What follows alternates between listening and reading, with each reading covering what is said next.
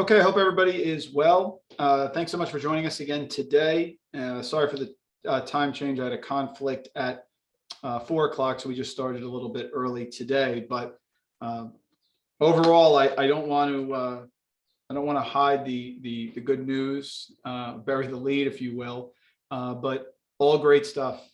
I am thrilled to report to you that 19 more univents came into the district this week, which means that we have 40 of the 52 univents on site in this district. 40 of the 52 are here.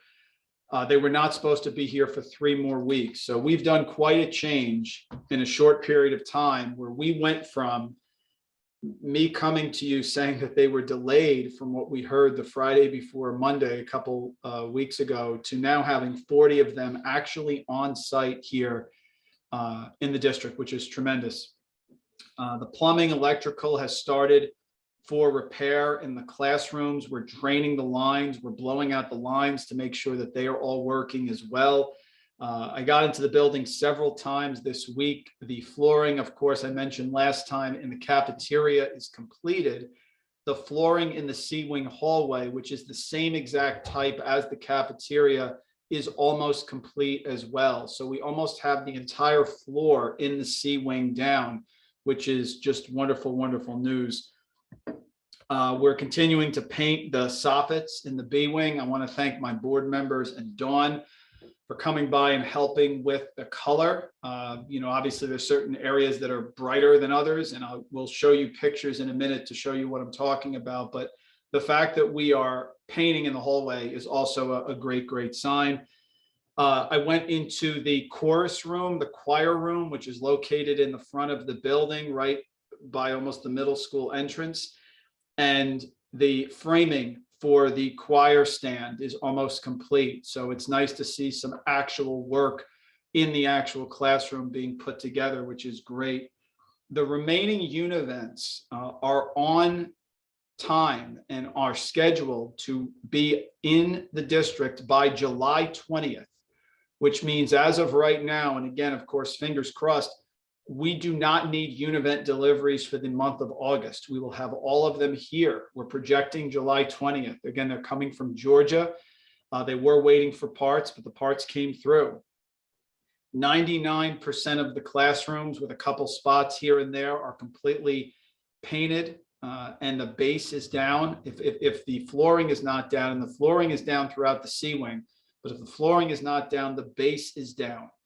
So what we're looking at now, what our focus really is obviously getting those univents completely connected into the rooms. We're also waiting on some of the piping. We talked about having some of that pipe that has to come in. We had cleaned some of it, and then some of it we had to have replaced, the fin tubes.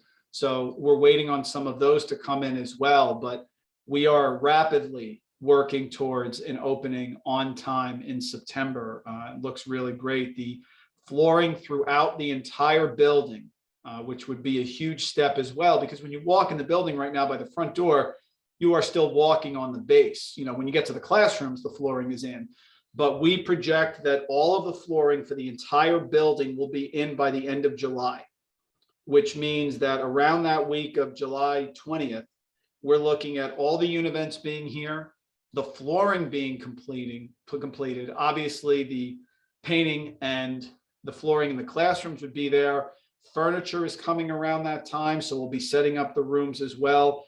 What we are now pivoting towards, which is a great thing to be pivoting towards, is our focus. Dawn and I are really focused on getting the floorboard in the media center. The reason that is critical, because the media center, of course, and the auditorium are going to serve as our storage areas. So right now there are some areas that have large boxes and things. The floor tile for the entire building is located in the hallway. So we want to make sure to put that into the media center. Once that arrives, which should be soon, we are all systems go. There's been a tremendous amount of work in the building, workers in the building throughout, which I'll show you the pictures in a moment. But overall, it is very, very good. Fin tubes coming in, univents almost completely in at this point, waiting on 12. The control wiring, We want to connect the chiller. We want to connect the boilers to the individual rooms. So across the board, best news I could possibly deliver, because as I've shared with you in the past, the key is those univents. That's really the focus. And while, yes, we don't need heat for September 1 opening, that's what we're shooting for, so that we don't have to have this uncertainty throughout the month of September, waiting for the October 15th deadline, in which the building inspector says I have to be able to prove that we can heat the building to 65 degrees. So I want to take a moment here. Tell me if you can see this. Give me a thumbs up if you can see it. Great. Can you see this here? Thank you. Mr. Rubenstein, you're right in my mirror here. This is good. Thank you.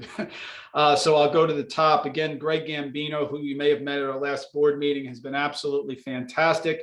This was the work from a week ago. We'll have another one of these updates from Monday's board meeting, which will talk about everything that I've been going through. Electricians are continuing the work, the floor tile, the reinstallation of the new tiles in the hallways. Of course, we talked about that we want the hallways to look nice. We don't want discolored tiles from the new and the old. Those are in there. The soffits I'll show you momentarily.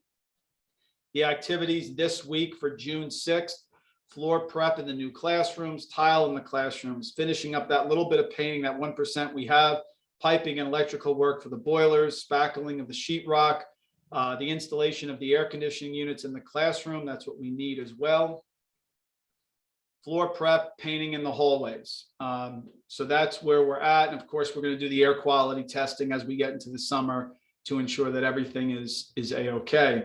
So here are some pictures for you. This is an actual picture. You can see this here, the soffits being primed and painted. So that is the B wing. What you're looking at is the B wing. So we obviously have some ceiling tiles that still have to go in. If you look at that floor, what I love and I'm happy about is it's clean. It's a clean floor. There's no more dirt and grime on it. So once that painting is done there, up on the soffit, the lockers are installed. They're secure. The metal base you can see at the bottom. The floor tile will go in, which will be the same floor tile as the cafeteria. And this hallway is ready to go. Here's the paint color. You know, obviously we're black and gold. We want it to be a little bit more muted than a bright yellow. So we picked a slightly more muted yellow than the bright sun, because we want to make sure that looks good. And of course, it has to be a little different in that wing because of the windows. Here is one of the science labs, which is great. You can see the science lab is completely enclosed. You see the plugs there that you'll use for the tables, for the lab tables. So the floor is looking very, very good and is going in this room as well. What you'll see is the univents. These are the vertical univents that we had in here that go up and down. These have already been in place. Obviously, we have to clean up the wires and enclose it, but this was the equipment that was critical to get in order to move forward. Another vertical univent in one of the science labs as well. And these are the univents that are going in the class. This is what we need delivered. This is what we have now 40 of on site. This is one of the small offices that we have there in the back of the D wing. So that is going in as well. And you can see the flooring is already in.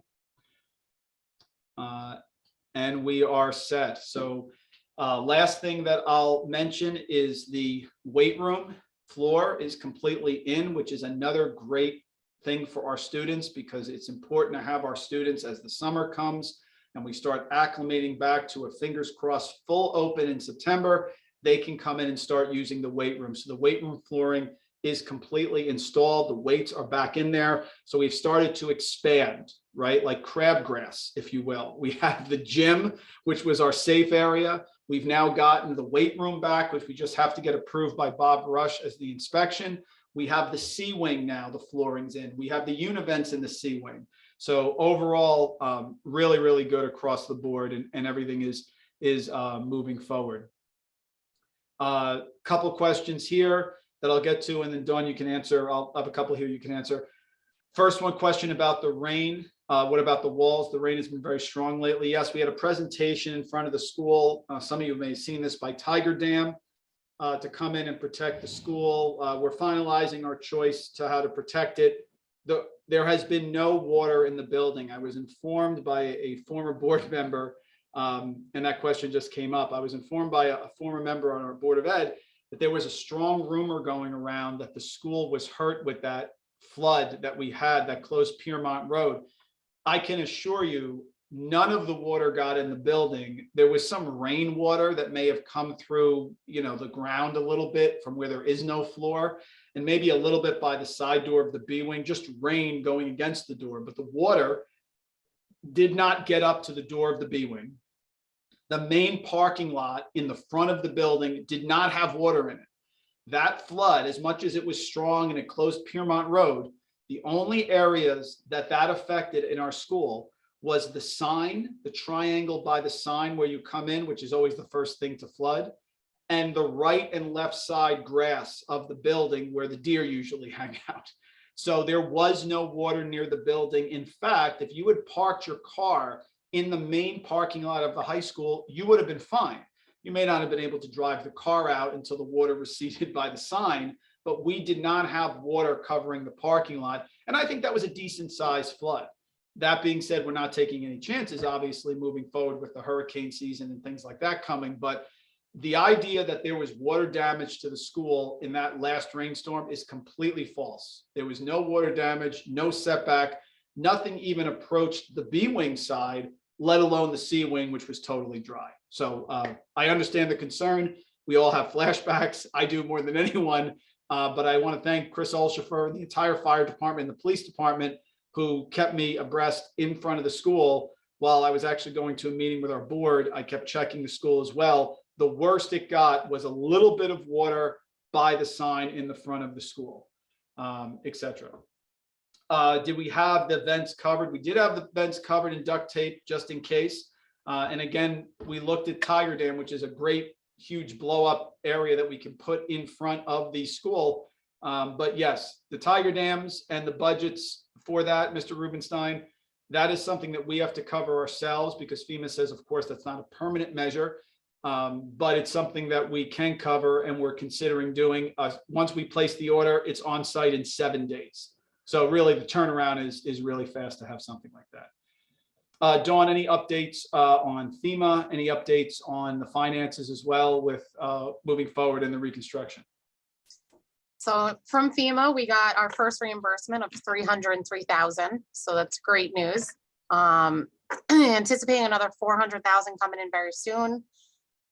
Neither of those are for the main restoration project. So these are for expenses that we've had to date for the initial cleanup and other expenses related that we've had to date, excluding the major rebuild.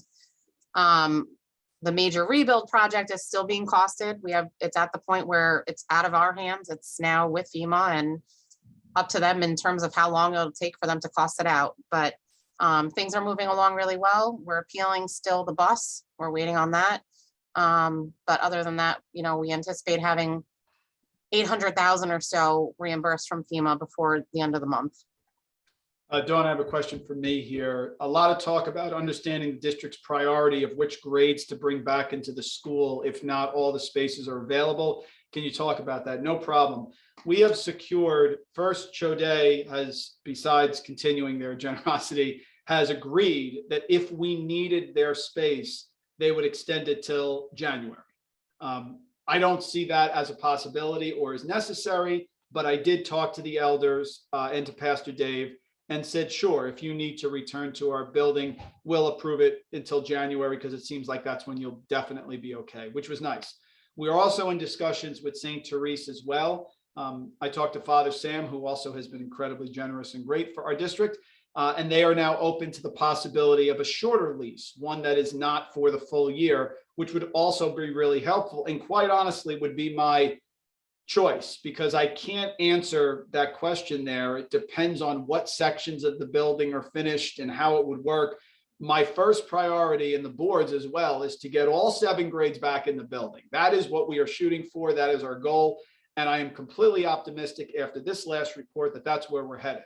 If something happens unforeseen, which grades would not be in the building, a lot depends on that. I mean, if we had to use Choday instead of St. Therese for some unknown reason, then obviously students driving there becomes a little bit of a priority. But then again, we could have busing. So I apologize for not answering the question. As a former math teacher, that is not the way I want to answer any question, but there are just, I don't know. It depends on what's available. But I will tell you that I have never been more confident than right now that we're going to get all 7 grades back in that building. So that's where we're at. Let's see. If something like Tiger Dam is being used, is there consideration about where the water will go? I'm concerned about the homes around the school if this was to be put in place. That's a great point. The question becomes, where does the water go? Our first concern with some sort of protective measure, whether it's the ties from the highway or Tiger Dam, would be the sea wing. I think there would be enough, obviously some unforeseen storm that's even greater than what we experienced is going to be a challenge. But again, for 60 years of this building, we've never seen anything like that. So the water itself would just be pushed away from the sea wing onto the railroad tracks. I would think that any flooding that occurred to the local houses would really come from Piermont Road or those larger areas. I don't think putting something up around the building would push enough water to the houses. We wouldn't get at that level. What really hurt us, remember the sea wing, when I walked by it, you could still see the mark. The water was up to just my knee. It's just that it was there for so long that it continued to go through the vents. So I don't foresee the Tiger Dam. The one side is the Tennekill, that obviously overflowing, but I don't think a protective measure around the school would force enough water. I think if we were at that point, it would be a greater concern of the water from the brook or the water from Piermont Road or the surrounding areas that would cause that problem. Another question, with 40 univents, doesn't that mean 40 classrooms will definitely be ready by September? Mr. Rubenstein, I can't say definitely, but we're sitting here on June 9th and we have 40 univents on the premises. So if we can't get those univents into the school, I don't know what the problem would be. I mean, so at this point, to me, 40 means at least 40. But we're trying to get them in and get them set up as soon as possible. We're not waiting on that. So to me, we get 52 univents on site anywhere in July. We're looking great to open in September and those rooms are ready. So far, really, really good. And then, like I said, when we put them in, the fin tubes come, we attach the fin tubes, it becomes a control issue. The boilers, the chiller, the new chiller that we have on top of the high school, middle school gymnasium, that has to be tested. Of course, that is not fully operational yet, which is why our high school graduation and our events, we had one last night, which is wonderful, will be outside. But that's what we're working on so far. New question about the Tenafly ransomware incident. I can't really speak about another district. What I will tell you is that, we can post it, Mr. Rubenstein, we can. The ransomware attacks are coming fast and furious. They are not only coming to school districts, they're coming to municipalities, they're coming to large companies. We've been able to take a lot of great steps with our insurance company to protect our district, which has been fantastic. There are certain levels of things that you can do. We are protected. If something were to happen, we have other options. But I certainly empathize with any district that has had this happen recently, and it could not come at a worse time. But I don't really feel comfortable talking about another district, but I can assure you that it's not just our focus on the flood. We're focusing on all the insurance parts of the school and things that we have to protect as well, for sure. Other questions on the flood, on the school? The weather is great, which is nice. The activities have been great. The awards last night were fantastic. And we're really looking forward to finishing the school year on a positive note, and of course, getting back in September. But the big takeaway I ask you is the 40 univents being in our building are a huge issue right now. That is a wonderful, wonderful thing for our district, and we're moving forward. Flooring univents, the building inspector will be in the building again next week. He's meeting with me to walk through the weight room and to give some more advice. So everyone has been working for us, and things are going really, really well. So board meeting Monday, and I'll have some more pictures out and some more videos. And again, I'm telling you the truth. If I had a negative thing to say, I would say, and if I had to come out and tell you that parts were delayed, I would do that. That's not the case. And so we're excited about the direction we're headed, and things look great. So we'll make sure to get this posted. I'll try to get some pictures up for you as well, so we can have those, so you can see those as well. And yeah, I've already nicknamed next year the Cresskill Redemption Tour. That's what we're gonna do. We're gonna tout how well we've been as a community and how we've been able to overcome this with really minimal help. So I may call it the Cresskill Revenge Tour because I'm getting a little angry about what we went through, but maybe redemption sounds a little better. Anyway, thank you. We'll talk soon. All is good, fingers crossed, and I hope you enjoy the great weather.